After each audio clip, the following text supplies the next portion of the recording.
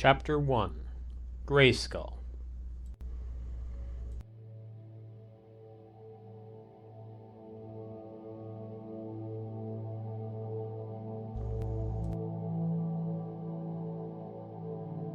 In the anemic starlight of deep space, thousands of dust-gray asteroids tumbled gently in a millennia-old gravitational dance. Their ancient, cratered faces had no memory of the wars that had raged back and forth across the galaxy. No stake in the current conflict. They drifted and spun through the ages just as they always had, except for one of them. A trio of snub fighters abruptly snapped into reality at the edge of the cluster. Aggressive, rugged, X-Wing class ships, they immediately angled towards the center of the asteroid group and accelerated. Drop back to Overwatch position 5 and 10. S-foils in attack position. Alright, copy, Leader. 2, position 5, S-foils to attack. Got it, Lead. Keep your scanners on passive until we get to the center. Voss mentioned automated defenses. In the cockpit of the lead X-Wing, Colonel Jek Bowlin kept his hands firm on the throttle and the control stick. His eyes roved back and forth across his canopy, darting to a sensor readout periodically.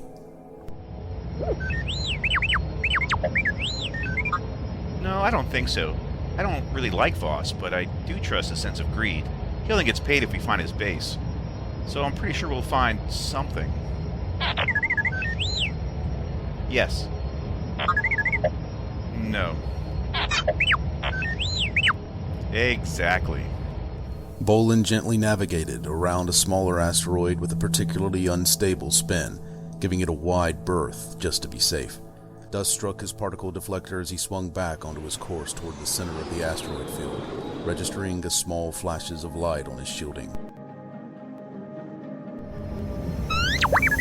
I see it. Angle the deflectors. A warning light winking red on his display, Bowlin pulled hard on the control stick and slammed the throttle forward, sending his fighter into a hard turn that pressed him down into the bottom of his ejection seat. Heads up! I'm getting painted with a targeting laser. Going evasive. 2, stay with me. 3, take out anything that looks hostile. Roger. Right, offensive.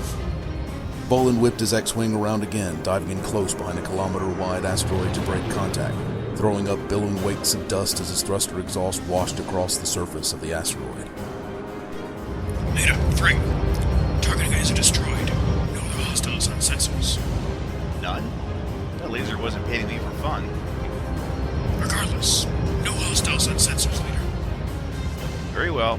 Nice shooting, 3. Form back up on me. Copy, Leader. Well, at least we know there's something here, Leader. Always the optimist. As his two wingmates took their positions behind him, Bowlin throttled back and swung his X-Wing around in a gentle turn, heading deeper into the asteroid cluster, hands tense on the controls again.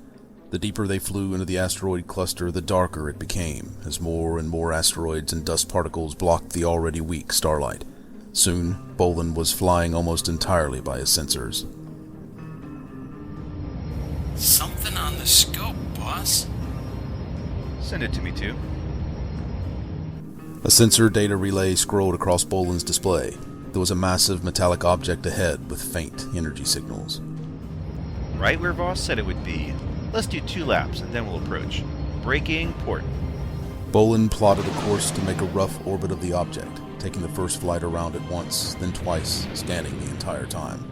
The 3 X-Wing sensors worked together to paint a picture of a massive asteroid, its surface dotted intermittently with structures. The largest, according to Voss, would be the hangar bay, which was Bowlin's next destination. The wide mouth of the hangar bay, along with 2 larger structures above it, reminded Bowlin of a grinning skull. Given the purported tenets of this place, that was probably not a coincidence. Kind of looks like a big gray skull, doesn't it, R4?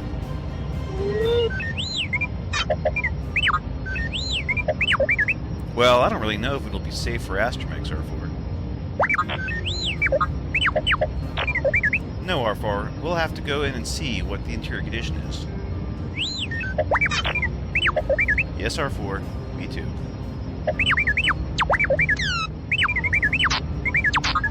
That's fine. Just make sure no one steals the ship while I'm gone, alright? Up close, the haphazard construction of the base was apparent. Exposed cabling and mismatched panels were the rule, not the exception. On top of that, there was clear damage to many of the surface structures. The hangar was no exception. 2 wrecked ships, a charred YT-2400 and an ancient Y-wing greeted him from the edge of the open hangar doors, coated with a fine layer of asteroidal dust. The only thing that was still functional was the gravity plating, and even that looked like it was starting to go, according to his X-wing sensors. 2-3, leader. I'll land first. Maintain overwatch until I'm out of the cockpit. Then, follow me in. Roger. Acknowledged. Colonel Bowlin eased his X-wing into the hangar, closing his S-foils and extending his landing gear. Passing over the shipwrecks at the edge of the hangar, he found a clear spot on the deck and gently set his ship down, facing outwards in case he had to blast back out of the hangar in a hurry. R4, maglock the gear to the deck. I don't trust this gravity. Bowlin ran a final check on his environment suit before cracking the cockpit. Normally, he only wore an emergency survival unit, as most pilots did. But today, he wore a full environment suit, more like what a TIE pilot would normally wear, complete with self-contained rebreathers in a fully pressurized environment. If one of his seals was bad, he wouldn't have that much time to repressurize the cockpit before he lost consciousness. After his seals checked out, he tested his personal comm, headlamp, and checked the power pack on his blaster one last time. As satisfied as he could be, he popped the canopy. The tiny pocket of atmosphere rushed out with a brief whoosh, and then the silence of vacuum settled over Bowlin. His suit puffed outward slightly at the loss of external pressure, but Bowlin didn't notice any difference inside the suit itself. So far, so good. Climbing out now. Bowlin stood up in the cockpit and peered around the vast hangar. There was clutter everywhere, more shipwrecks, equipment strewn across the deck haphazardly, but nothing that looked dangerous. He drew his blaster nonetheless. Bowlin dropped to the floor from the edge of the cockpit with practiced ease, the bright orange environment suit impeding him just enough to make the action a little stiffer than he was used to. I'm out and about. No problems yet. Just a big mess on the inside. Come on in and join me. Bowlin kept his eyes on the hangar interior as his wingmates landed their X-wings. The hangar was big enough for a bulk freighter probably. Gray dust from the asteroid cluster had settled over everything in the vacuum, painting everything in the hangar a uniform white-gray, like ash or bone. Bowlin felt his wingmates land to the deck plates, and he waved them over, still watching the hangar. Looks deserted, boss. Tellin, your astromech's jump jets are functional. Have your astromech pop out and follow us in. We'll probably need a droid on the inside. My and Nols Astros will stay with the ship, just in case. R3A4. Come on. Doors over there. Let's go. The 3 pilots carefully made their way across the deck, stepping around a stripped-down engine housing and passing by what looked like a scratch-built engine nacelle on their way to the door. Pirates, always scrounging and slapping together anything they think might fly. Reminds me of us, actually. Speak for yourself, Nols. My X-Wing is factory new. For now. How long do you think this has been abandoned? Cut the chatter. We don't know what's on the other side of this door. Act professional. Nols, watch your rear at all times. Tellin, I want your eyes in the side quarters and doorways. R3, stay with Lieutenant Tellin.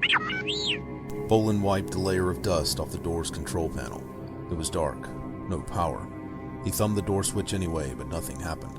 Looking around the door frame, he found a manual release lever and pulled down hard on it. The lever moved easily, and the door budged a little in its frame. Help me pull it open. The door moved grudgingly in its track, but eventually opened wide enough to allow even the astromech through the gap. Inside, there was no light except for the 3 pilots' headlamps, and a work lamp R3A4 projected from his dome. The door opened into a hallway which was just as cluttered as the hangar, but was mercifully free of dust.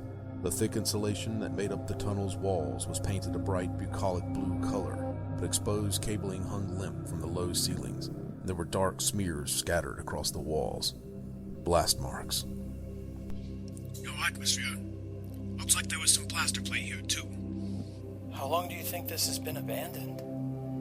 Voss said that the last group he knew used this place fell off the scopes about 3 years ago. So are we trusting Voss now? Come on, let's see what we can see. We need to check the bridge, engineering spaces, and the life support systems. Time's a-wasting. The three pilots moved slowly down the corridor, following the power cables deep into the bowels of the station, blasters drawn and headlamps scanning. They passed through several sections of the station, passing a storeroom still filled with crates, dormitories, several sealed-off chambers, all dark and deserted. Eventually, the power cabling led them to a doorway marked Power, and below, in a graffiti scrawl, Logan's team only, everyone else stay out. Looks like the right place. Bowlin reached for the manual release and pulled it down. It moved easily. Too easily. The door didn't move at all, and when Bowlin pushed on it, it didn't budge. Manual release seems to be out of order. I guess they were serious about keeping people out. R3, see what we can do about this door. The astromech, happy to finally be of use, trundled up to the door panel and summarily wrenched the panel off with the manipulator. With the wiring exposed, R3A4 went to work with a more delicate touch, using its manipulator arm and arc welder to rewire the controls, and connecting its own power supply directly to the door mechanism. Nice work. Open it up. The door slid open, grinding in its track enough for Bowlin to feel the vibration through his feet and hear it in his ears. It probably would have been deafening if there had been atmosphere to carry the sound. Bowlin waited for the door to stop, then stepped through. As soon as he crossed the threshold, there was a blinding flash and the sharp crack of an explosion. Bowlin stumbled backwards, tripped, and fell onto the floor. A red-gloved hand grabbed at him from behind and yanked him out of the doorway. Bowlin, are you alright? Fine, I think. How do I look, Nols? The deep blue-skinned Mon Calamarian looked Bowlin up and down, his huge eyes barely visible through the faceplate of his red environment suit. He patted and brushed Bowlin's suit in a couple of places. Doesn't look bad, Colonel. Superficial damage to the suit, I think. Tellin, what was that thing? Bowlin pulled himself to his feet with a helping hand from Nols. Tellin was trying to peer inside the room, but his bulky white environment suit wasn't making it very easy. He handed Bowlin a blaster. Bowlin's blaster, which Bowlin suddenly realized that he'd dropped when he fell. Some kind of explosive charge? Door must have triggered it, leader. Oh, really? Now we know how you made it to the top of your class in the academy, Lieutenant. Brilliant deduction. Bowlin gently pulled Tellin away from the door and stepped back to peer inside, blaster drawn and trained on the interior. There was a big generator in the middle of the room, long dead. Stacks of crates formed barricades facing the door, covered in ancient blast marks. Close by the door, the ruined remains of a blaster carbine and an improvised gun rack aimed at the doorway smoldered. R3, give me a scan of the room. Look for anything with an active power signature. Good, that's what I thought. Alright, R3, head on in and give me another scan. Well, you just told me there's nothing in there. You'll be fine. Now, move it and give me a scan. The red and white astromech rolled meekly into the room, warily scanning back and forth with its headlamp and sensor array. After a meter, it stopped and spun its dome around briefly. A full scan, please, R3.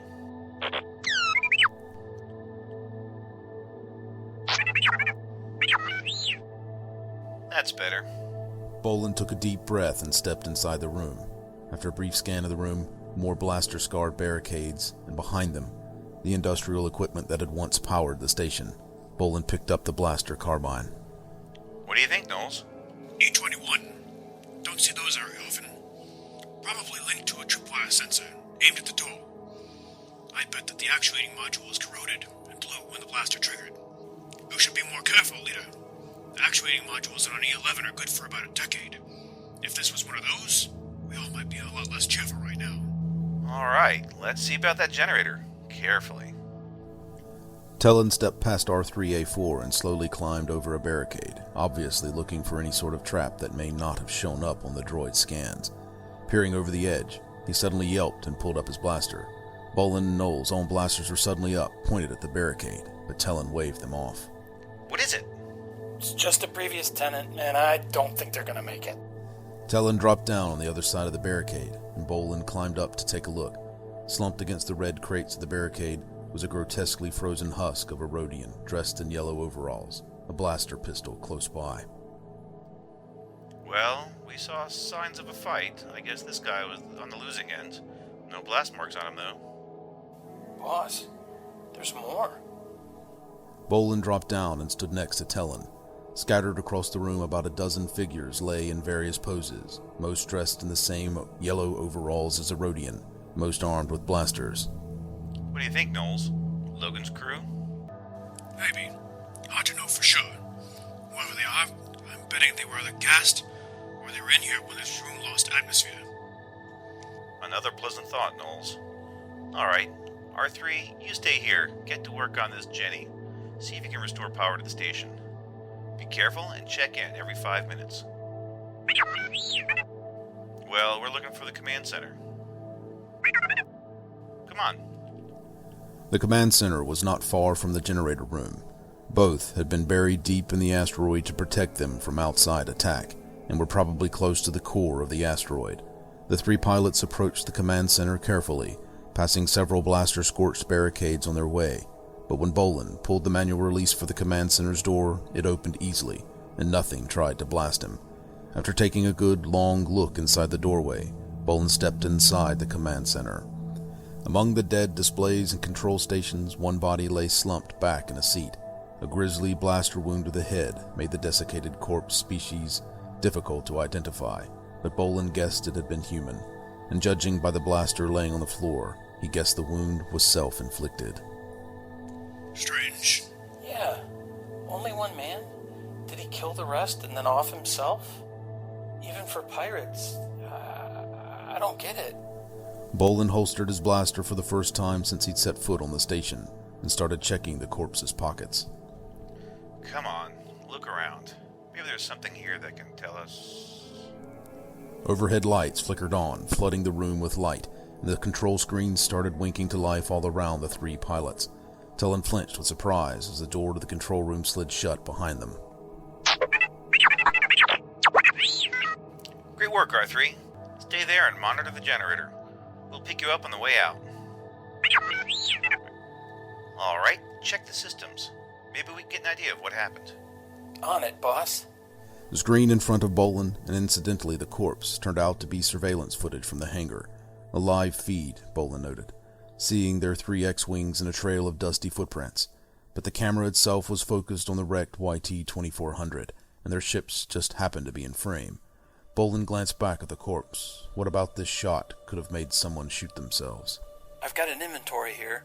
Looks like someone was looking through their warehouse inventory for engine parts 2 years ago. And a few days before that, they were looking for food and water recyclers. Wouldn't they have had all that on board anyway? Yes. What, Nols? Well, obviously there was a fight here. Someone either gassed or vaxxed the engineering crew, that seems obvious. And all the barricades and blaster scorches. We know there was a fight. Maybe one side, the engineers, let's say, sabotaged the water recycler, and maybe the food supply. Tried to hold everyone else hostage by refusing to repair it. The others, they didn't like that. They ended up fighting back, and eventually vacking those engineers. Then what? They leave? Commit suicide? They would probably try to get more supplies. But something went wrong, obviously. Our friend here is evidence of that. Bowlin tapped at the surveillance station's controls. We've got some recordings here. Bowlin set the surveillance footage to play in reverse and upped the speed to the highest setting. The footage jumped back 2 years, displaying a similarly cluttered but dustless hangar bay. The YT-2400 still prominently featured. As the 20th day scrolled by, the YT-2400 was abruptly restored. Bowlin stopped the footage and played it back. Figures appeared around the freighter, carrying equipment in and out of the ship. Bowlin advanced the recording until he found what he was looking for. The figures boarded the YT-2400 one last time, and it lifted off the deck. The freighter drifted forward a few meters, then thick white steam blasted out of the drive section. The freighter lurched, then something inside the ship exploded, sending panels flying out in all directions. Before long, flames snaked out through the new breaches in the hull, and Bowlin watched the fire burn itself out on the high-speed footage. Well, looks like we know what went wrong. My guess is that the engineers sabotaged all the ships in addition to the water recyclers. Probably did it in secret, before trying to take power. whatever else they were trying to accomplish. The other pirates killed the engineers, tried to improvise repairs on the ship. Something went badly wrong. Our friend here, who was probably meant to watch the station while the others retrieved supplies, saw it all happen and decided to shoot themselves rather than die of thirst. I knew there was a reason I joined the Alliance instead of Black Sun. Right. Lovely story, Nols. Well, what do you think? About the station, I mean. Obviously, no one knows about it. It's probably well stocked. Potentially sabotage water recycler and other booby traps aside. And the hangar looks like it could easily accommodate 3 squadrons and a number of light freighters. There might be more perimeter defenses that we don't know about, but that could actually be a feature if we can take control of them from here. And provided they don't kill us on the way out. Well, it looks like I owe Voss a drink. Let's make ourselves home.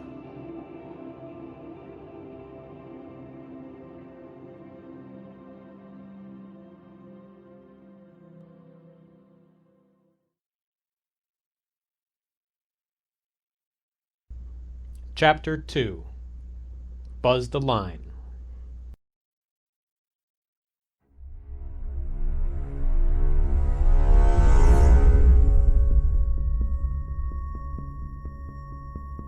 "12 X-Wings hung in the inky blackness of deep space, their hulls dimly lit by the light of distant stars.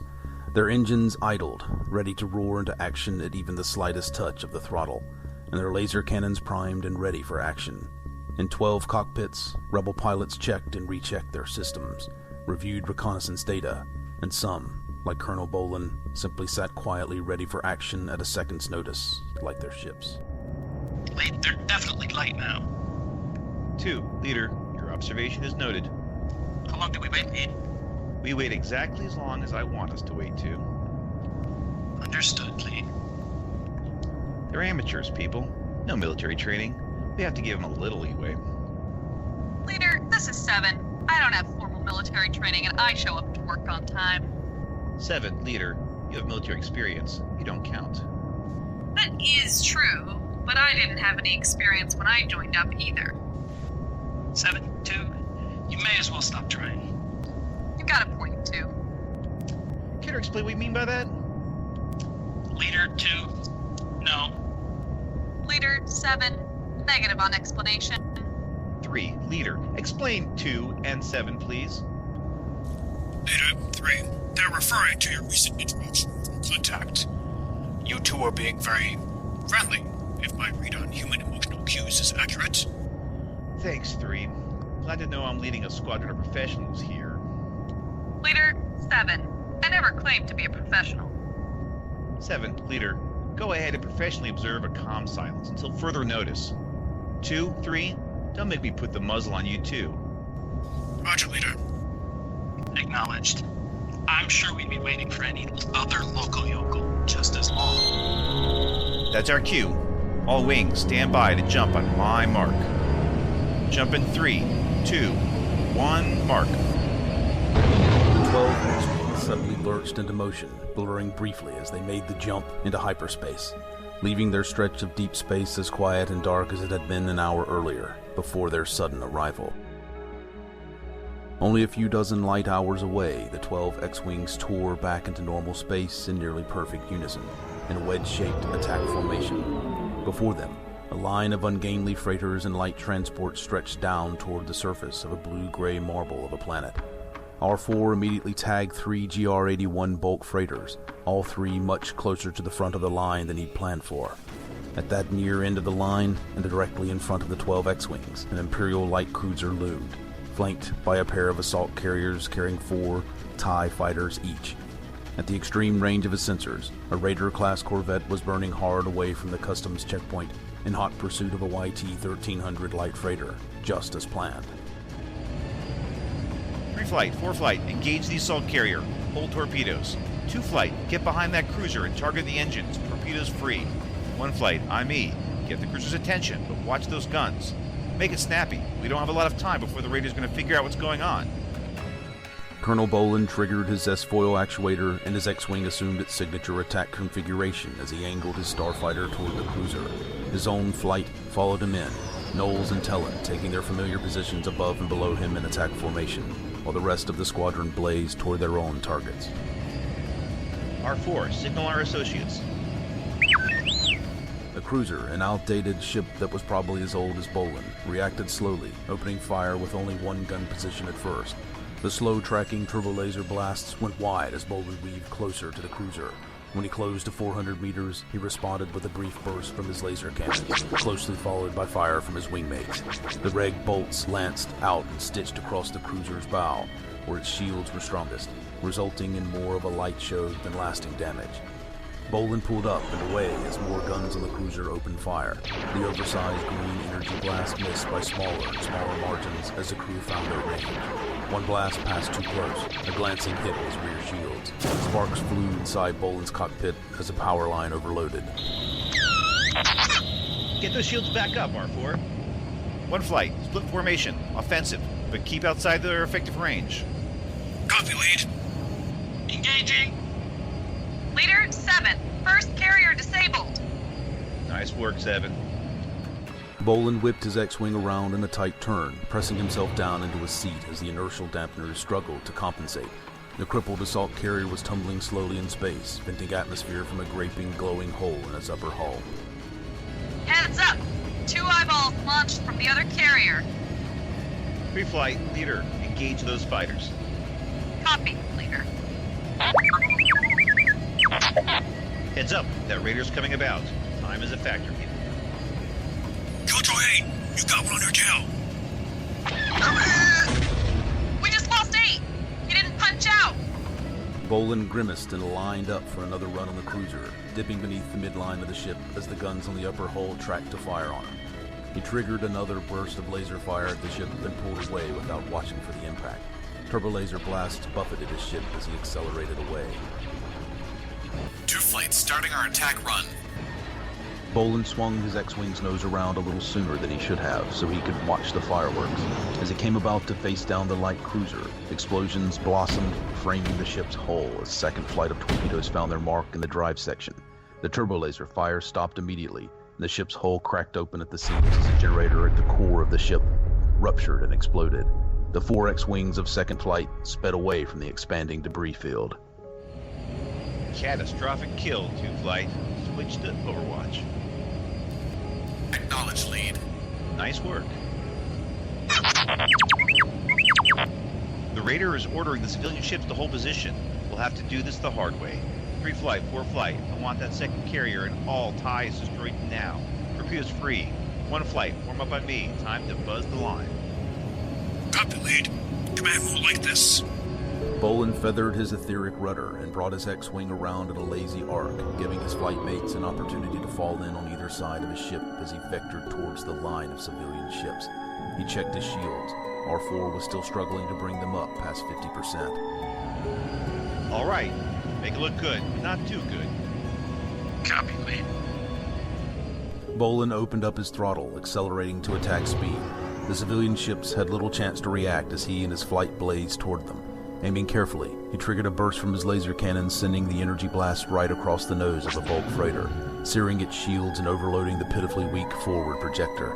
The civilians had been slow to react before, but they were quick to panic now. Ships scattered in every direction as Bowlin's wingmates opened fire, their own shots carefully aimed to sow chaos but cause no lasting damage.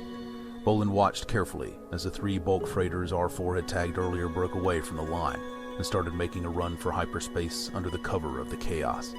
Thousands of tons of supplies, many of them illicit, now bound for the rebellion. With a sudden blinding flash of light and shuddering explosion, Bowlin was suddenly pinned to the right side of his crash couch as the X-Wing went into an uncontrolled spin. Inertial dampeners struggled, overloaded to keep the G-forces from killing him outright. Right before R4 triggered the ejection sequence, Bowlin saw through the left side of his canopy and the smoke filling the cockpit that both port S-foils were gone, along with both engines. Then, the canopy exploded away from the X-Wing and rocket underneath his crash seat fired, sending him hurtling away from the dying ship a split second before it careened into the side of a different bulk freighter. Leader 3, what's your status? 3 flight, on me. Target that freighter. Leader 2, are you alright? Bowlin sucked down a breath, his head still swimming from the G-forces of the spin and the ejection rocket motor. There was the faint shimmer of his emergency life support unit's protective energy field as he exhaled. Free flight, leader, stand down. Do not engage that civilian. Leader, Killjoy 7. That freighter just blasted you. Confirm disengage order. Killjoy 7, do not engage any civilian ship unless they are actively engaging you. One flight, abort maneuver. Get clear of the civilians. 3, acknowledged. 7, copy. Bowlin spun slowly in space, still hurtling away from the engagement zone at the velocity his ejection seat had thrown him when R4 had triggered it. He felt a pang of guilt for the droid. It had surely been destroyed when his crippled X-Wing impacted into that bulk freighter. R4 had ejected him first, surely saving his life. He craned his neck to watch the freighters, already dwindling to small points of light, vanish into hyperspace until the slow spin of the seat made it impossible to see them anymore. The planet rotated into view instead. Leader, 3, stand by for field pickup. What? -3, no time. Stick to the plan. Get out before the raider gets here. 2 flight, 3 flight, 4 flight. Give that raider something to think about. Torpedoes free. 2, get ready to field pickup, leader. Field pickup takes at least 5 minutes. You don't have that time. Leader, 3, say again, your comm signal is weak. Damn it, 3, don't pull that crap. Get out of here. Leader signal is out. 2, make this the fastest field pickup in history. A flight of X-Wings blazed past Bowlin, wagging S-foils as they passed. Bowlin shook his head angrily. Nols was going to get some of them killed just so he could save his squadron commander. That damn stubborn Moncal was going to throw away a handful of pilots to save one. He should have known better. Then, another flight of X-Wings rocketed past Bowlin, following the first. 3, lead, where's that raider? Am I headed toward the raider? There was no answer, but looking upward against the bright stars, he could make out the angry wedge of a Raider-class corvette headed straight for him, and he for it. Bowlin actually gaped inside his helmet. Nols wasn't going to get a few of them killed saving him. He was going to get the whole squadron killed. The chair's spin brought an X-Wing into view, moving very slowly on thrusters, inching toward him with the canopy open. He could see inside the cockpit, and his stomach fluttered. Maybe it would work. Maybe they could do it. But then he saw a flash of green as the Raider opened fire on the lead elements of the squadron. The Raider's laser cannons would cut them to ribbons if it forced them to engage at close range, and it was roaring straight at him to do just that. Nols, you can't do it. Not against a raider. You've got, 4 torpedoes left? You'll lose the squadron. Bowlin carefully undid his blaster's holster strap and drew it, placing the muzzle against the right side of his helmet. All right, Nols. Either you pull the squadron out, or I pull this trigger and end this now. He waited for an answer, but none came. Were his comms actually out? I pulled the trigger by blaster, which I am pointing at my, helmet, Nols. Leader, 3, no names on comms. Seriously, 3, I'll do it. I don't need a squadron for the blood on my hands. Killjoys, this is 3. Disengage. 2 flight, follow me to escape point Alpha. 3 flight, 4 flight, head for escape Gamma. Rendezvous at home base. Sorry, leader. Thanks, 3. Bowlin watched the green laser fire of the Corvette trickle to a stop as the X-Wings disengaged. He reholstered the blaster, carefully fastening the strap. He didn't want to lose it now, of all times. He watched as the Raider turned to follow his squadmates. It would be back to pick him up at its leisure, no doubt. Bowlin closed his eyes and tried to control his pulse. He knew what would happen to him if the Imperials got hold of him. Interrogation. Torture, for starters. First, the local ISB agents, whoever they were. Then their sector bosses, once they figured out who he was. He'd be transferred to the system's detention center, a subterranean Clone Wars-era facility, well defended against both air and ground attack. He thought about hitting it not long ago, and he knew the defenses well. 10 quad laser turrets with overlapping fields of fire, perfect for blasting X-Wings or other snub fighters. Guided missile launchers, a shield generator. It was a death trap, and he knew Nols would find some way to justify an attack to break him out. They'd been flying together for too long for the Mon Calamarian to consider any other course of action. It would be a futile, noble suicide run. Bowlin couldn't let that happen. He drew his blaster again and sucked in a deep breath, trying to relax as he brought it up under his helmet. Bowlin felt his ejection seat shudder, and suddenly the seat lurched backwards, yanking Bowlin along with surprising force. Bowlin's arms and legs flew outward, and he lost his grip on the blaster.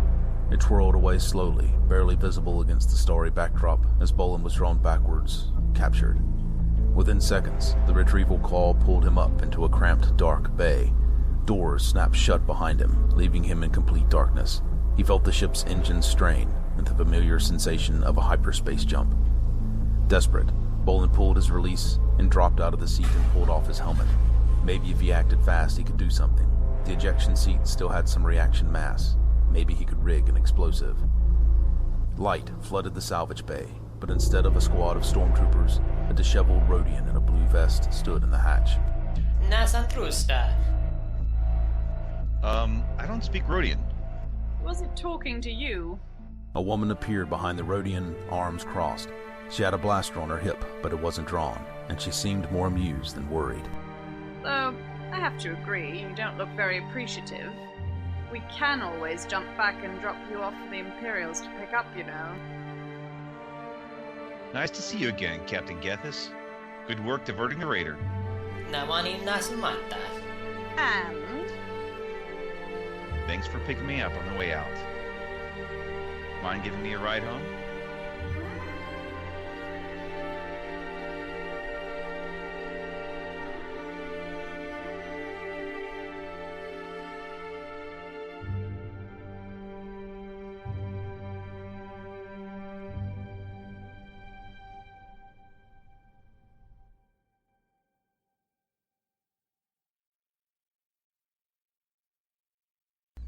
Chapter 3 Splendid Wind.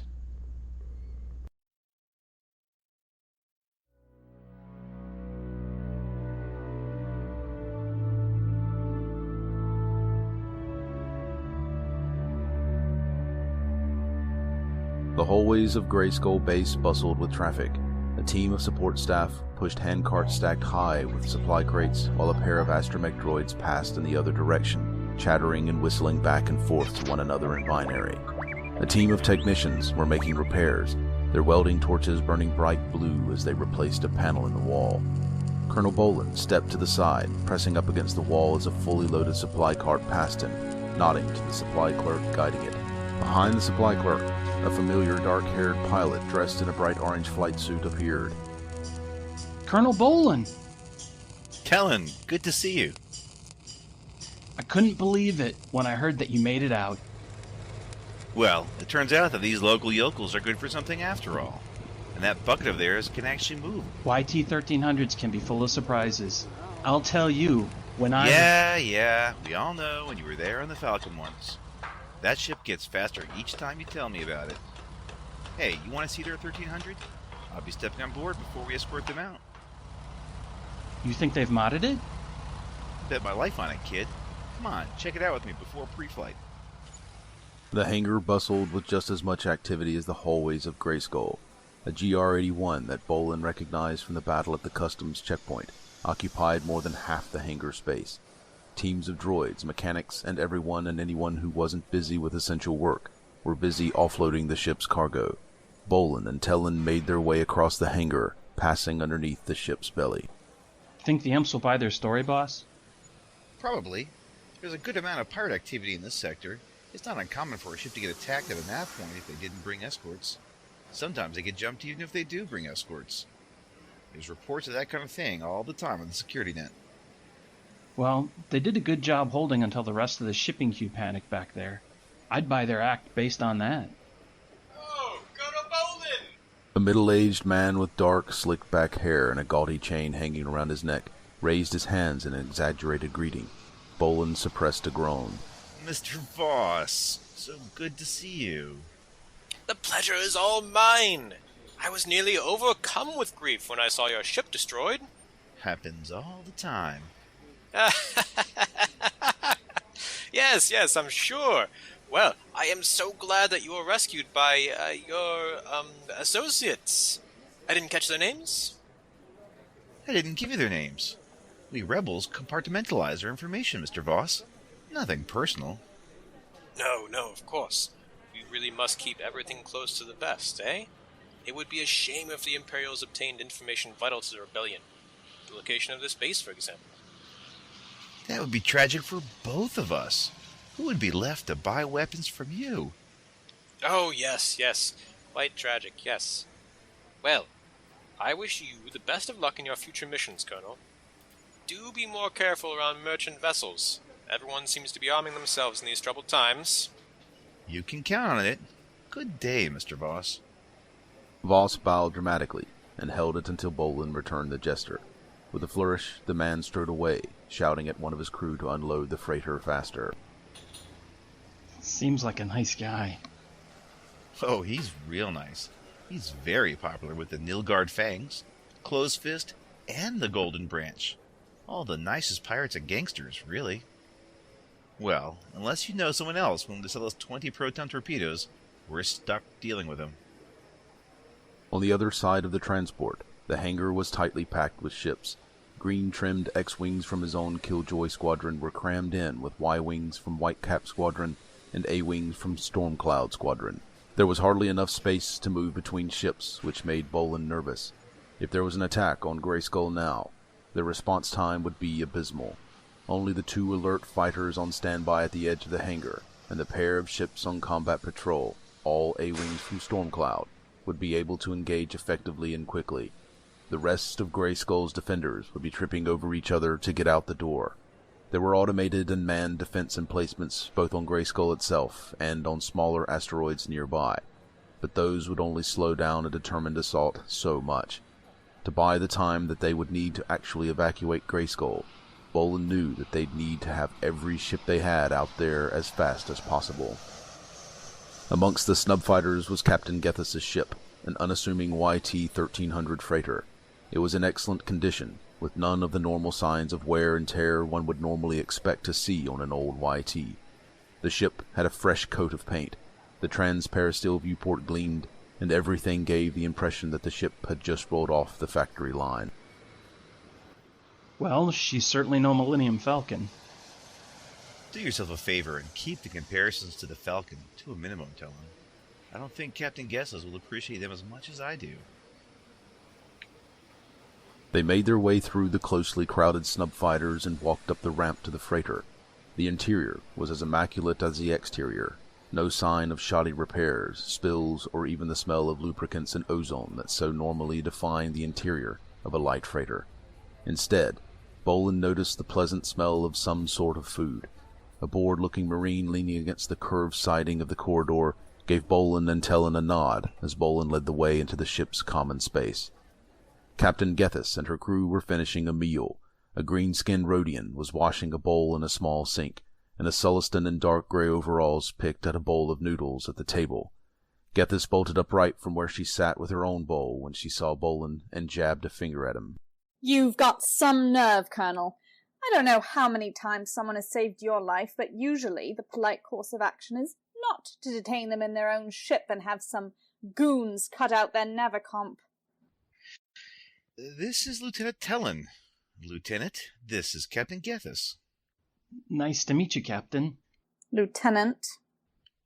Again, sorry about the navcomp, Captain. It's standard operating procedure. We don't usually have visitors here. Oh, your paranoia is touching.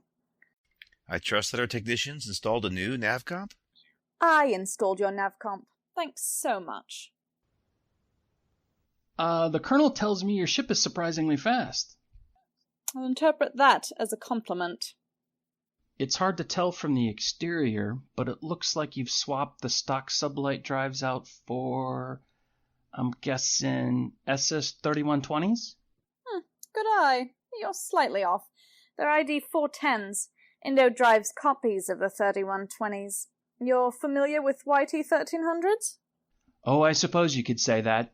I grew up on a refueling platform over Kuat. I saw a bit of everything. You've got a splendid little ship here. Haha. She's called the Splendid Wind, Tellin. Oh, a good name. Norik, why don't you show Lieutenant Tellin around? Juska, niente manu. That'd be great, thanks. We've got 5 minutes until pre-flight, so don't take too long. Yes, sir. Venna, please run a check on the Navicomp interface. Ota, what is it that? After the others left, Captain Gethis brought her own bowl to the sink and began rinsing it out. She gestured absent-mindedly for Bowlin to sit. Don't think that you can butter me up so easily by having your friend compliment my ship. Not even a little? Well, I am really sorry about the nav comp and the detention. I know that must not feel so great. And you didn't tell anyone that I'd let you fly the wind here? Only my superiors. Well, I appreciate that at least. As someone who came a little too close to being captured by the imps, I can tell you that sometimes it's better not to know some things. Trust me, it takes some weight off your mind. Personally, I know too much. What does that mean? Protocol is that if I'm captured and can't be rescued, then rebel operatives are authorized to take the shot. I'm too dangerous to fall into Imperial hands, on account of the operational knowledge I know. I was going to save them the trouble before you picked me up. I wasn't going to mention the business with the blaster. We saw through our scopes as we were approaching you. So you should know that I really mean it when I say thanks. You're welcome. But I'm still pissed off about the armed goon in the hallway. Another protocol, nothing personal. If I thought you were too dangerous, there'd be more than one. Right. Just don't forget that I'm fighting the Empire too.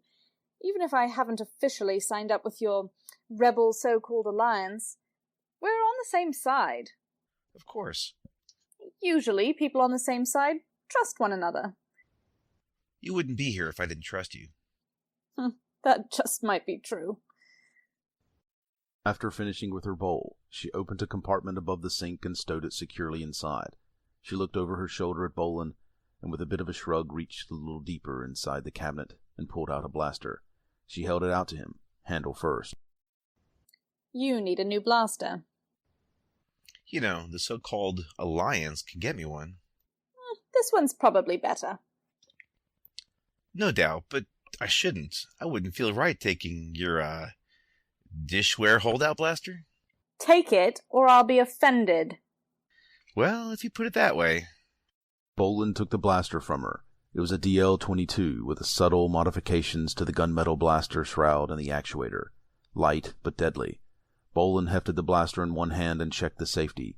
Gethis closed the compartment and crossed her arms. I appreciate it, Gethis. I should get going, though. I've got to get my pre-flight started.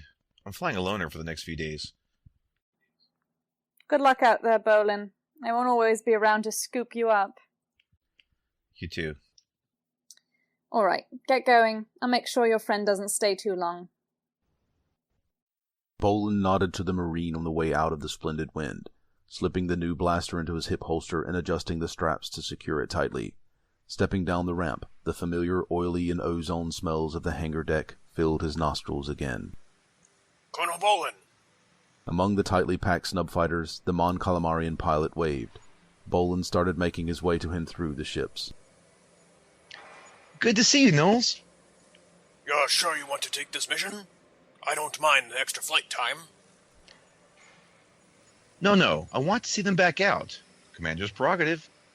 Of course, sir. My ship is here. I'll give you the walk-around. Bowlin followed Nols around his X-Wing as he walked him through the quirks of his ship. There wasn't anything too surprising. A stabilizer that had come loose a few times, a power coupling that had been running hot, and a repulsor unit that was slightly underpowered. Nols still looked uncomfortable when he finished the walk-around. Thanks, Nols. Try not to worry too much, okay? I am a pretty good pilot. Of course. See you in a few hours. Hopefully we have this freighter out of here by then. R2, make sure you take care of the Colonel, all right? Nols and Bowlin exchanged a casual salute, and the Mon Calamarian left to lend a hand with the unloading. Bowlin put a hand on the X-Wing, hesitating for just a moment as a wave of dread and self-doubt washed over him. Gritting his teeth, he hopped up and swung a foot into the foothold on the fuselage before pulling himself up into the cockpit. No space for the ladder, R2. You all set back there, or should I call over a tech to secure you? Great. Run pre-flight with me, please. Yes, I'm sure I want to fly. No. Check that stabilizer again, will you?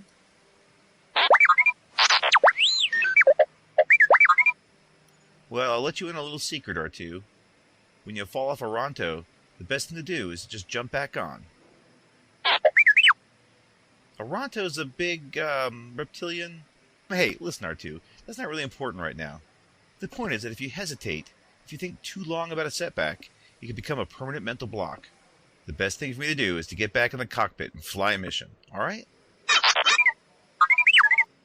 Well, maybe it's just a thing with organics, okay? Great. This is going to be a milk run anyways. I'm not worried about the mission. I am a little worried about that power coupling, though. Make sure you keep an eye on it for me, alright? Perfect. Killjoy leader, Killjoy 2. Standing by. 2. Leader. Acknowledged. Splendid win. Killjoy lead. What's your status? We're ready to launch, Killjoy leader. Follow us out. Form up and stick close. Without a ground controller to guide him, he brought the X-Wing up slowly and carefully until he was well clear of the ships beneath. Hands steady, he retracted his landing gear and throttled his engines to minimum thrust, creeping forward out of the crowded hangar. Tellin followed him out, followed closely by the Splendid, which settled into formation in between Bowlin and Tellin. Alright, Splendid, stick close and keep an eye out for the rogue rocks. Our flight lanes are pretty good, but collisions throw rocks that are hard to predict. Acknowledged, Killjoy leader. Bowlin forced himself to ignore the growing pit in his stomach, throttled up and led the way out into the asteroids. It was a familiar route now, after months of operating out of Grayskull. He recognized the asteroids as he passed them, and followed the concealed nav buoys through the cluster by second nature, keeping him well clear of proximity mines and autoguns that had been seeded throughout the asteroid field. If those defenses worked as advertised, his ship wouldn't be targeted anyway, but neither he nor any of his pilots trusted those systems as much as the engineers who had installed them. The asteroids thinned out as they approached the edge of the field.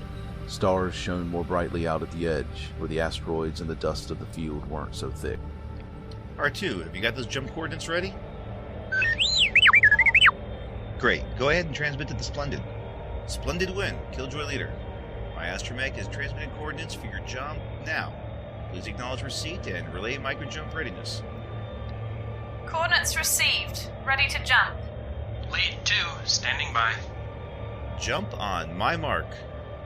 3, 2, 1, mark. The stars stretched from pinpoints to streaks as Bowlin engaged his own hyperdrive. The jump was short, only a few seconds long before they reverted. A quick check of his scanners showed Tellin and the Splendid right where they were supposed to be. Jump complete, Splendid. I'm transmitting the activation codes for your navcom. Stand by, Killjoy lead.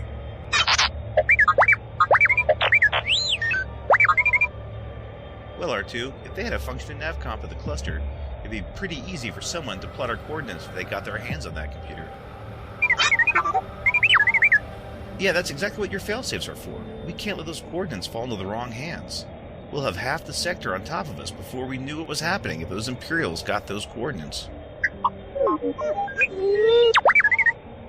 Yeah, that would be bad. Killjoy lead, Splendid. Navicomp is up. We're all set here. Good to hear, Splendid. Thanks for the lift. Sorry for the trouble. We owe you one. You owe me one, Killjoy lead. Bowlin put a hand on the new blaster in his hip holster and watched as the freighter angled away from them, fixing on some distant destination briefly before disappearing into hyperspace. Let's go home, too. Right behind you, leader.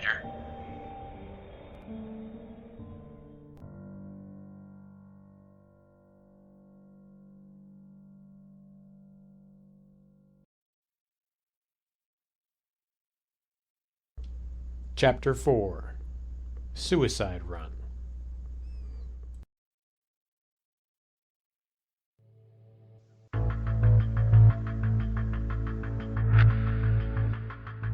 Underneath 15 feet of heavy asteroidal metal and rock, the pilots of Killjoy Squadron lounged on improvised hammocks and cots. A bootlegged holodrama flickered in the corner, with two of the rebels snoring softly as they reclined in seats nearby. A few of the newer pilots studied ship specifications and combat maneuvers, trying to commit them to memory. The rest, including Nols and Tellin, huddled around a game of sabacc, substituting the cheap thrills of winning and losing credits for the adrenaline-fueled exhilaration of combat. Everyone wore their flight suits and had their helmets close to hand, one regulation that Bowlin strictly enforced while they were in the ready room on flight alert. Colonel Bowlin watched the sabacc game with only a mild interest as he pawed through a rations pack. High in calories, nutrients, and vitamins, but severely lacking in palatability. It wasn't so bad the first few times you ate it, but after having it a dozen times, Bowlin found it much easier to push the pale brown paste around in its packet than to actually eat it. Hey, boss, when are we flying our next stop? Not for a while, Tellin. Still no juicy targets on the board. Just the main refinery and the boneyard. Yeah. Unless you feel like dying for no good reason, that still doesn't leave us with a lot of opportunities. I'd prefer to die accomplishing something, please. Careful, kid. The universe might hear you and take that more seriously than you realize. Don't get religious on me now, boss. I wouldn't get too worried if I were you. On the other hand, it's almost time for your alert rotation. Last hand, Tellin. You got it, boss. Are you going to eat that, Colonel? Eventually. The medics told me I have to in order to survive. They think this is food for some reason. Imperial rations aren't known for their edibility. But they didn't cost us much. Yeah, that freighter seemed almost glad to be rid of them. I guess I don't blame them. If you have time, I'd like to review the reports on supply convoys with you again. We may have missed something last time. We really need more ordnance for the squadron. What, you don't like going on ops with 6 torps for 12 ships? Well, I guess it can't hurt to take another look. Bowlin set down his ration pack and cleared space on the table for his datapad as Tellin headed out to sit in his X-Wing's cockpit, so that he would be ready to launch at a moment's notice. Nols picked up his crash helmet from the sabacc table, tucking it neatly under his arm, and stood over the datapad with Bowlin as he scrolled through the reports. What little information they had came through their local contacts, and a handful of paid informants that nobody really trusted. Every rebel who'd been with the Alliance for more than a few months had a horror story about a tip that led their friends right into an Imperial ambush. Bowlin wasn't in a hurry to become a character in some cautionary tale. Ever since that agent Haldon whipped the local ISB into shape, good intel has been a lot harder to come by. Our source inside the Nilgard Sector Command has been pretty quiet. People are scared. A few well-publicized executions can do that. Yeah, well, the munitions dump at Astrid 4 is still tempting. Maybe too tempting, if you take my meaning. You think it's a trap? I just have a bad feeling about it. That garrison is smaller than it should be, but it could be for any number of reasons. I mean, a lot of ships got pulled for the Anawat sector campaign. We need to hit something. We're not doing the Alliance any good sitting here. Maybe Gethis has something in mind. Her tip on the bulk freighter got us these ration packs. Disgusting as they are, I prefer them to starvation. We can reach out to her during the next scheduled transmission. I'll file a request with control and... All pilots to your ships! All pilots to your ships! The pilots of Killjoy Squadron leapt to their feet, scattering sabacc cards, food, and data pads as they grabbed their helmets and bolted through the door. The hangar crew scurried around the squadron's X-Wings, detaching power and fuel lines and yanking chalk blocks from the landing skids. Bowlin waved a quick two-fingered salute to the pair of Ugnaughts prepping his ship as he rushed up the ladder and dropped into the cockpit. We'll know soon enough, R5-D9. Run your scrambled pre-flight. Killjoy Leader, this is Grayskull Control. You're being scrambled to egress point Beta 2. You are authorized to exceed normal speed limits inside Grayskull Cluster. Mission is close atmospheric support. Rebel cell on Mon Aldis is under attack by Imperial ground and aerospace forces. That was Captain Gethis' group, Bowlin realized. As his canopies settled into place, the Ugnaughts pulled the ladder and gave him the all-clear signal before rushing off to start prepping a nearby A-wing of Stormcloud Squadron. A harried landing officer gave Bowlin the signal to lift off, and he cut in his repulsors and pulled up his landing skids with practiced ease. The landing officer gave him an abbreviated all-clear wave before rushing to the next X-Wing in line, and Bowlin throttled up, taking his X-Wing through the hangar's magnetic field and out into the vacuum. Killjoys, this is Killjoy lead. Take Route 11 and form up at Egress Beta 2. Speed limits rescinded, but don't get cocky. Watch those bangers and get the Beta 2 in one piece. Alright, R5, here we go. Keep your scanners hot. Bowlin wheeled his X-Wing around, kicking in main engines at full thrust. G-forces pressed him against his crash couch as the inertial dampeners were pushed to their limit. Navigational beacons lit up along Route 11, one of the escape routes the rebels had mapped out in the first few months. It was more tricky and dangerous than some of the more recently mapped routes, but it was also a lot shorter, and time mattered the most now. Bowlin blasted into the asteroid field, picking his way between the tightly packed, slow-tumbling asteroids. He was less familiar with Route 11 than he was with some of the field's other mapped routes, but he had still flown it more than a dozen times. The bigger asteroids had a tendency to acquire nicknames.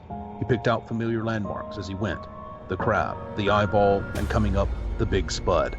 But the smaller ones were what he needed to worry about.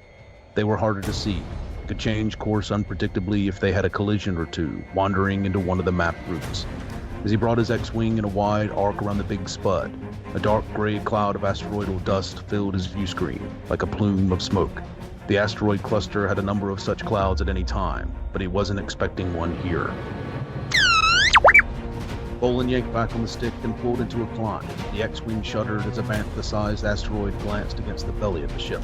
Bowlin was pulled hard toward the left side of his cockpit as the X-Wing was thrown into a spin.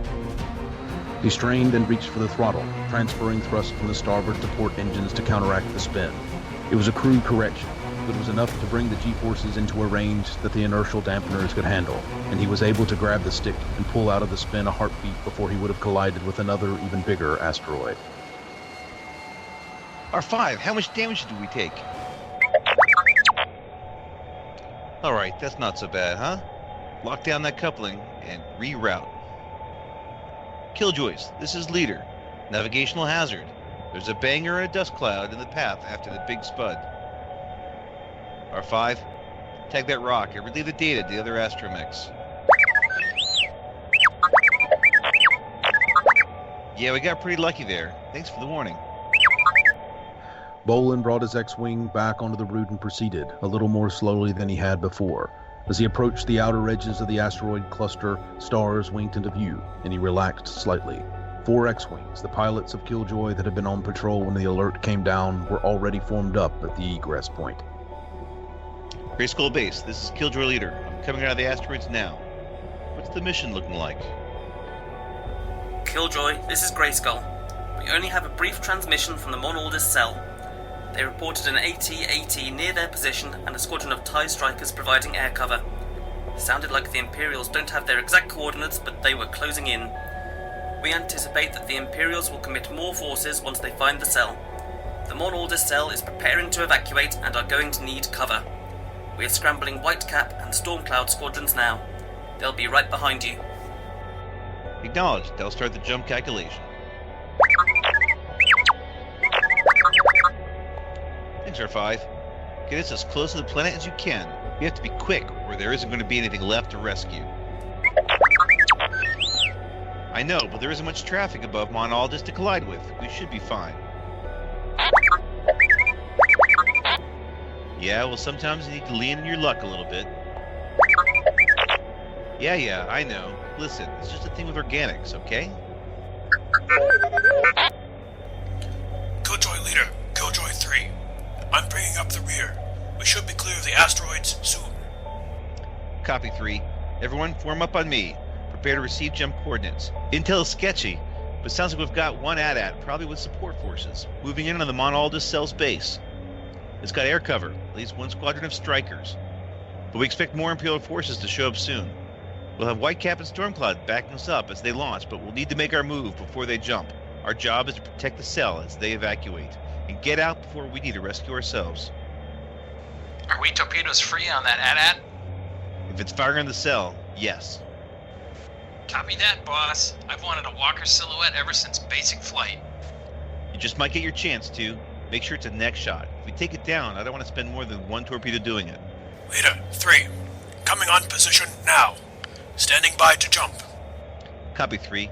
All wings, stand by to jump on my mark. 3, 2, 1, mark. The distant stars stretched from points into lines, and the swirling blue of hyperspace washed over Bowlin's view screen. It was a short jump, only covering a few dozen light years. Bowlin pulled at his flight gloves, tightening them, and checked the power levels of his laser cannons and shields, even though he'd checked them twice already before the jump. He didn't like just charging into any combat mission, let alone one with other rebels' lives at stake. He took a deep breath as the jump clock ticked down to 0. Mount Aldous loomed large in his view screen, earthy tan and green. The Terminator line split day from night directly below them. Bowlin could see the lights of the planet's cities in the darkened half of the globe. Killjoys, follow me in. Keep your S-foils in cruise position. We're hot dropping. Right behind you, Leader. Bowlin pointed his nose down toward the cell's coordinates on the planet and set his thrusters at the maximum safe atmospheric entry speed. Almost immediately, his force shields began to register friction from the planet's atmosphere.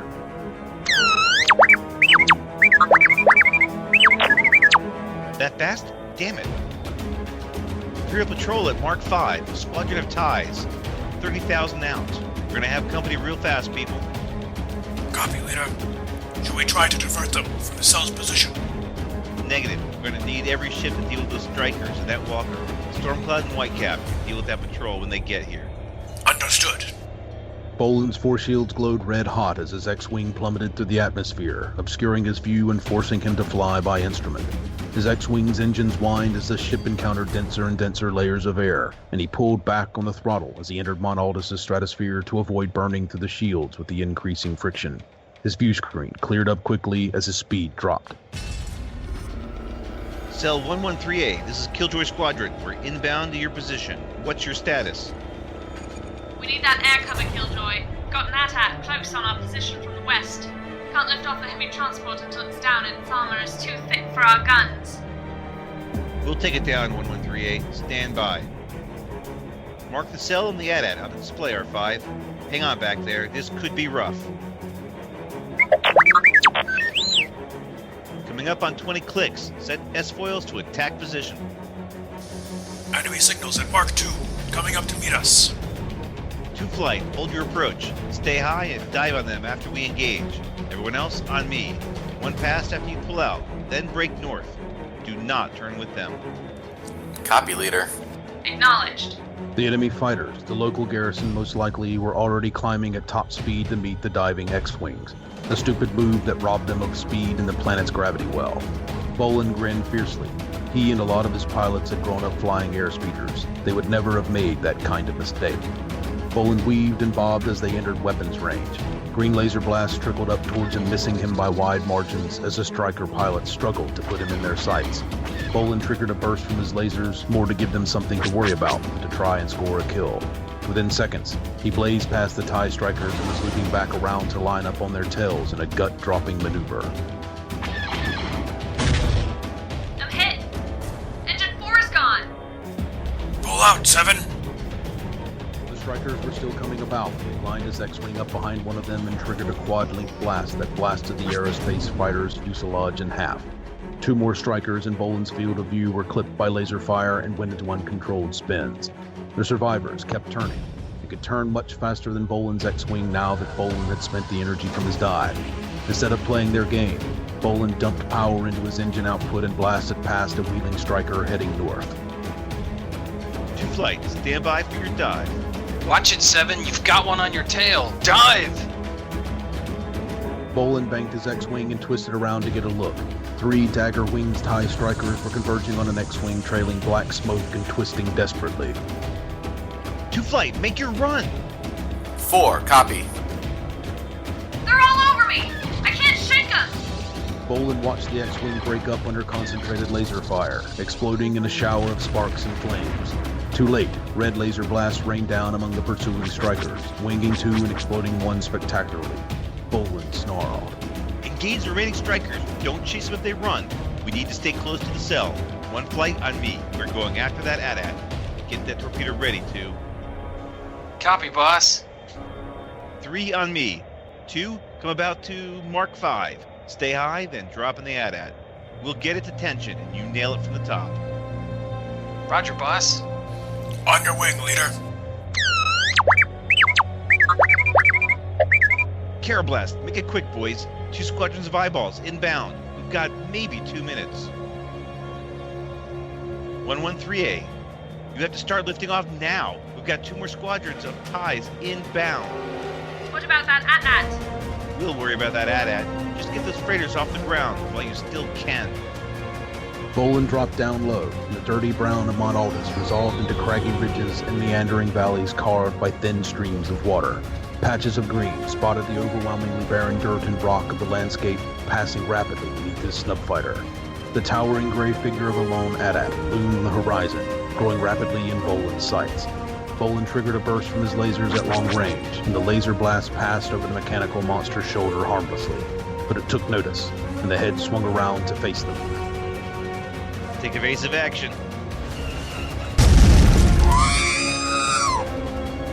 Are you alright, leader? I'm alright. That was one hell of a shot. The shields are gone. I'm okay. Break off, leader. You can't take another hit like that.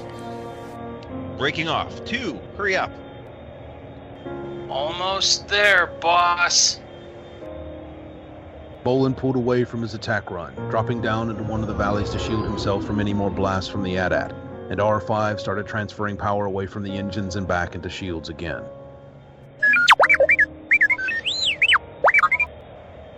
Get those shields back up as fast as you can, R5. We're not staying here long. Making my run. Torpedo away. No good. No good. 113A. The AT-AT is targeting your position. Bowlin throttled up and blasted up over the ridge, wheeling back around onto the distant AT-AT and arming his torpedo. He watched as a decrepit Action 4 transport blasting skyward tried to change course at the last moment, hesitating and hanging midair for a heartbeat. Then, overcharged laser blasts from the AT-AT ripped into the freighter's drive section. The transport listed briefly and dropped from the sky, crashing and sliding down the side of a rocky ridge in a cloud of smoke and dust. 2, cover me. I'm coming around 2.5. Wait! I'm out of position. Get the shields. The AT-AT loomed in Bowlin's sights as he armed his long proton torpedo. The AT-AT fired again into the transport, and Bowlin, pressing his cheek to his targeting computer, didn't see it explode as he launched his own torpedo at the walker's exposed neck. The torpedo lanced out, the motor burning red hot, and Bowlin pulled up and away from the AT-AT's arc of fire. He banked to watch the torpedo impact the walker's neck, severing it in a fireball and sending the command compartment cartwheeling through the air, trailing steam and smoke. Good hit, leader. All remaining transports lifting off. Bowlin watched as 3 light freighters emerged from behind a ridgeline not far from the burning wreck of the Action 4 and started climbing for space. 113A, I'm sorry. Just get the rest of us out of this, Killjoy. We're with you, 113A. Strikers are down, lead. We lost 5, and 9 lost engine 1. Everyone else is alright. Bowlin thumped an angry fist against the side of his canopy and swore under his breath. Copy 4. Form up on 113A's transports, everyone. Let's get them out of here.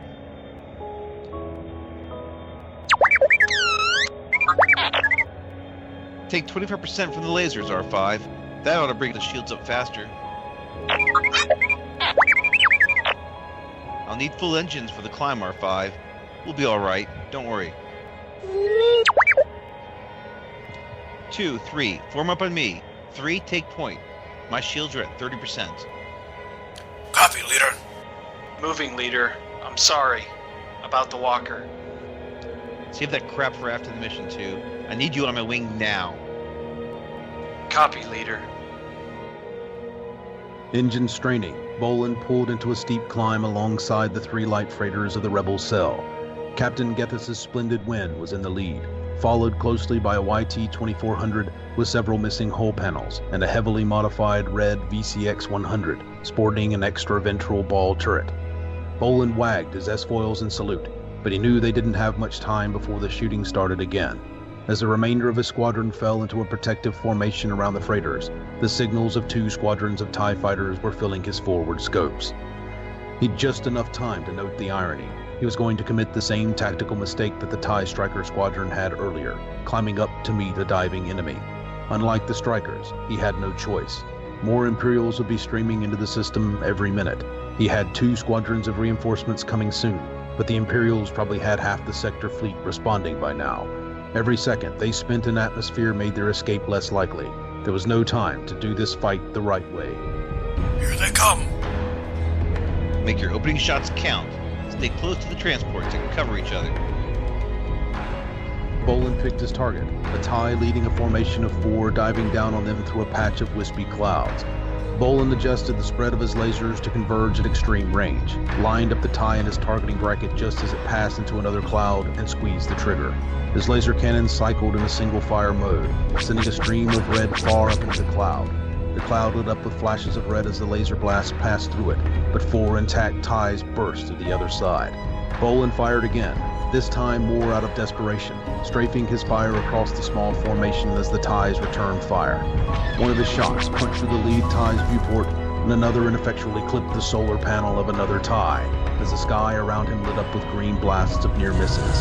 Suddenly, the TIEs were behind him, quickly circling around to line up on his squadron's tail. Shield, double rear, R5. Break right, leader! Bowlin stepped hard on the secure glitter, slipping his X-Wing starboard to avoid a blast. One near miss buffeted his ship, almost sending him into a collision with Nols' X-Wing. To Bowlin's left, the belly turret and rear guns of the VCX-100 pounded away, returning fire. We'll cover the rear, Killjoys. Just keep our front clear. Copy that. Watch for the other squadron, Killjoys. Another squadron of TIEs dived through the thinning atmosphere, sending lasers blazing indiscriminately at long range. Bowlin lined up a shot and sent up a quad-linked blast of his own, bracketing a TIE fighter and exploding it spectacularly. Its comrades came on through the explosion, still firing wildly, and Bowlin found himself in the middle of the Imperial crossfire from above and below. Tent's gone! The surviving TIEs roared past, followed closely by the flaming, corkscrewing debris of their less fortunate comrades. Bowlin twisted back and forth as laser blasts seared past him on either side. There was a flash of an explosion to his left, and he glanced over in time to see the Rebel YT-2400's main drive overload and explode, tearing the ship in half and sending both pieces spiraling downward in flames. One flight, I'm Meade. We'll flip about and we'll... Belay that, Killjoy leader. Stormcloud is inbound for Mark 3. Roger, Stormcloud. Good hunting. Bowlin checked his sensors just in time to see 8 RZ-1 A-Wings appear, their passive sensor jammers obscuring their signal right up until the last moment. Bowlin weaved and dipped as the TIEs below him tried to find their range, firing continuously on him and never realizing that they were in the A-Wing's sights. He grinned fiercely. The A-Wings had the perfect angle of attack on the TIEs. Abruptly, the green laser fire all around him ceased, and half of the TIEs on his rear scope winked off his sensors in quick succession. The others were scattering in panic. Thanks, Stormcloud leader. Not a moment too soon. Sorry to cast this long, Killjoy leader. Whitecap is 1 minute out. Roger that. Killjoys, form it up. We still have to make it out to the jump point. The atmosphere was thinning out now, quickly giving way to the black of space, and stars began to appear. The stars weren't the only points of light waiting for them in orbit, though. Imperial ships had been trickling into the system from the moment Bowlin's squadron had shown up in orbit. There was the Carrot cruiser closing on their position with its escort of TIEs, a light cruiser burning hard at them from out of the sun, and a pair of ET-49 decimators cresting the planetary horizon and coming at them at top speed. What's our best jump point, R5? We need to get out of here in a hurry. That's it? Nothing closer? Well, raise your critical failure tolerance to 0.1. That's more like it. Better than get shot up by these reinforcements. Transmit to all friendlies, R5. All ships, set course for transmitted coordinates. That's our jump point. Match speed to the VCX. Copy, lead. Copy, Killjoy leader. Copy, Killjoy. Thanks for the assist. I guess this makes us even. You're welcome. You can come back with us to Grayskull so you can get back on your feet. Just don't start thinking you can trick me into signing up with the Alliance. A wedge-shaped ship dropped out of hyperspace mere hundreds of meters to Bowlin's front. Before Bowlin could react, the Raider-class corvette's laser cannons opened fire, cutting into their formation. An A-wing and an X-wing vanished in a flash of concentrated laser fire, and the Raiders' guns immediately started tracking onto new targets. Look out! Break formation! Engage! Engage! Torpedoes free! Fire from Bowlin, his squad mates, and the rebel freighters lanced out at the Raider, lighting up its reinforced force shields but doing little damage. Bowlin swung his ship around in a corkscrew as the Raiders' lasers blazed past, converging on a point behind it. The shields are gone. We have to break. Behind Bowlin there was a flash of light and heat as a splendid wind exploded under the withering, concentrated fire of the Raiders' laser cannons. Bowlin's hands went tight on his controls, and for a moment he couldn't think or react. A near miss from the Raiders' laser cannons jolted him back into awareness. He stepped hard on his etheric rudder, evading a stream of laser cannon fire and firing his own laser cannons at the Raider. His shots stitched over the Raider's hull, scorching the hole where the shields were weak and energy could bleed through. But the damage was minor, and he had to pull away to avoid colliding with the Corvette. I'm hit! I can't maneuver! Bowlin whipped his head around, straining against the G-forces of his maneuver. Nols was headed straight for the Raider. Punch out! Punch out! Nols' ejection seat shot out of his stricken ship, through a hail of laser cannon fire. The shot clipped the seat and sent it spinning through space. Bowlin watched as his friend's X-wing slammed into the side of the Raider in a shower of sparks and flame. The Raider shuddered visibly, and his guns fell silent as it clattered and pushed at the debris of the collision. But before Bowlin could order a follow-up attack, the guns flashed back to life, spouting their green hate again, just as strong as before. 3, are you alright? Report! There was no answer. Bowlin, already numb, felt rage filling his body. He pulled his X-wing back into attack position and pumped another volley of laser fire into the Raider's aft, where the ship's shielding absorbed most of the damage again. Gun turrets on the Raider swiveled to engage him, and laser fire crisscrossed over the nose of his X-wing, forcing him to pull out of the attack run. Killjoys, this is Whitecap Leader. Stand by. We're inbound. Hurry up, we're getting torn apart. We're setting up for our attack run, Killjoy Leader. Hang in there. Green flashes illuminated Bowlin's cockpit, and Bowlin's X-wing shuddered. He felt a flash of heat beneath him as a laser blast cut through his X-wing's belly. If he'd still had a torpedo in his magazine, it would have exploded and torn Bowlin and his X-wing to shreds in an eye blink. Instead, it merely fried Bowlin's inertial dampener.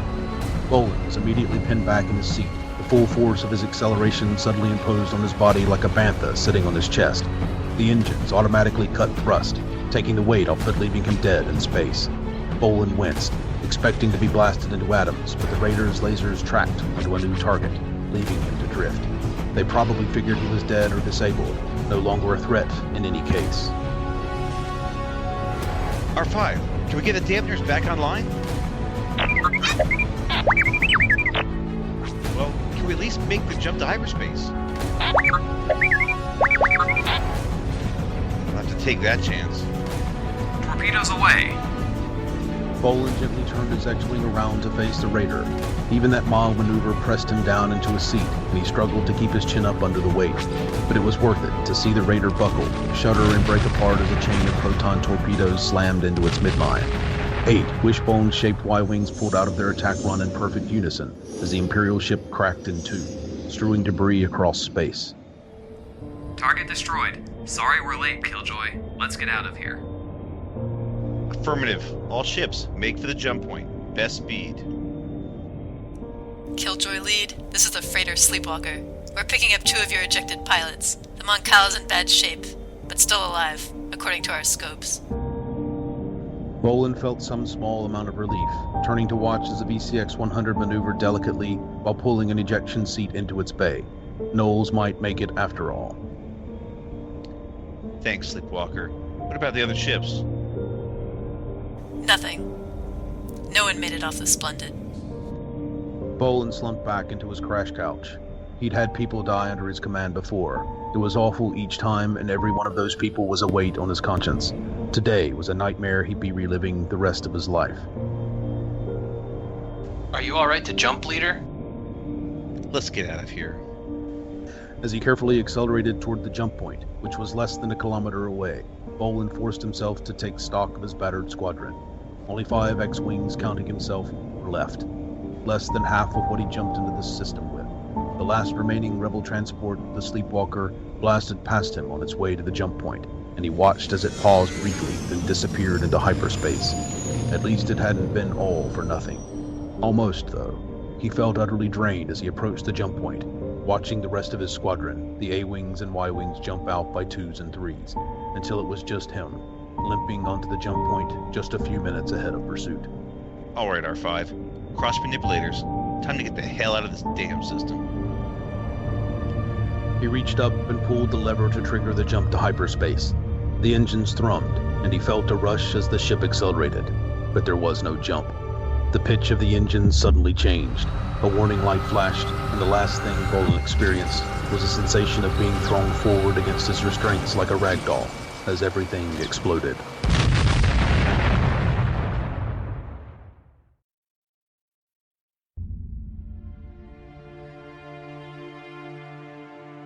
Aboard the Raider-class corvette Hotspur, Agent Haldon considered the wreck of the Fearless the sister ship to his own Raider-class corvette.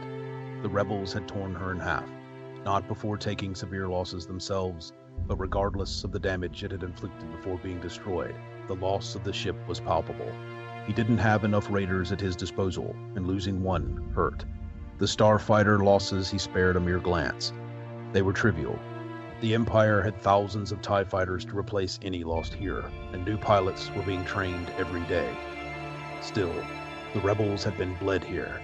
The cell on Mount Aldous had been virtually destroyed, and the squadron of X-Wings that had been sent to protect it had been decimated. It was not the worst trade of casualties the Empire had made, and he was pleased with the Navy's performance, something he could rarely say. He nodded to himself in satisfaction. The information purchased from that detestable arms peddler Fortin Voss had proved worth its cost. A light winked on Haldon's control panel, and he opened the comm channel. The face of a naval medic appeared.